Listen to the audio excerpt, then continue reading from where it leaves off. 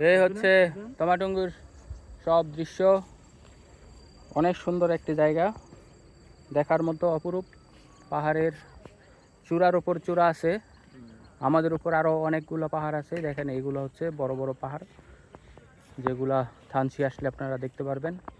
এছাড়া আর দেখার কোনো অবকাশ নেই।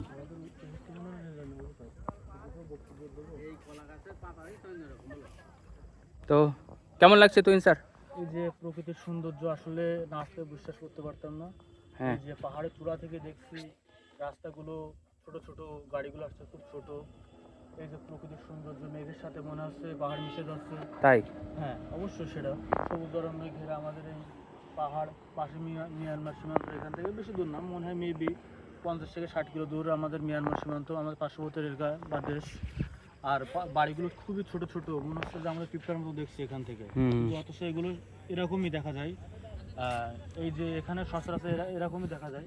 আপনারা যদি স্বচক্ষে দেখতে চান, এই প্রকৃতির সৌন্দর্য অনুভব করতে চান, তাহলে অবশ্যই একবার হলেও এখানে আসবেন। থানচি টমাটঙ্গিতে অবশ্যই একবার আসবেন, এটা আমার